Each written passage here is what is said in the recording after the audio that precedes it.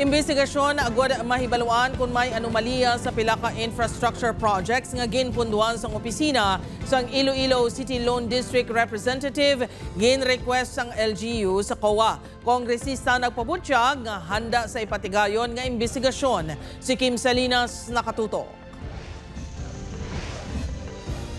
Ipaidalom sa fraud audit ang pila ka mga infrastructure projects sa Iloilo City nga ginpondohan sa opisina ni Iloilo City Loan District Representative Julian Baronda. Ini ang sandig sa request ni Iloilo City Mayor Raisa Treñas sa sulat nga ginpadala sa sa Commission on Audit. Ang fraud audit ang isa ka sa isang investigasyon sa pagtukib kung naggamit bala sa husto ang pondo sang gobyerno. We will support kung ano man na ang investigation for the transparency kag accountability man ni para sang tanan. Kung sakto man lang ang aton nga ginaobra, ay kita makulbaan. Isa sa mga ginatumod nga proyekto sang alkalde, amo ang ginapahayag wala natapos nga flood control project sa Budburan, Mansaya Creek. Sa hindi maglapaw sa pulo ka proyekto nga gintumod, kalabanan diri ang flood control projects. Ang investigasyon ang ginaabi-abi ni Representative Baronda. Gintinguan sang news team nga makuhaan ni isang pahayag apang masako kuno ini.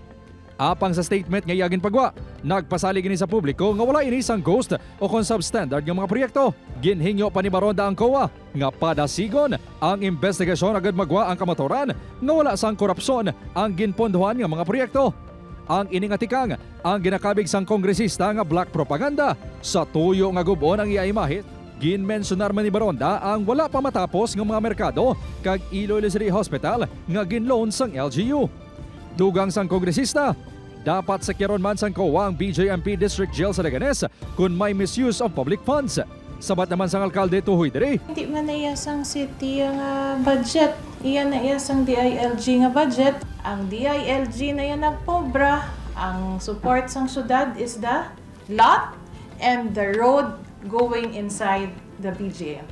Pabor naman ang pila ka opisyales sa barangay sa diin may ginpatuman o kung ginapatuman nga flood mitigation structure. Supposed to be may project dire.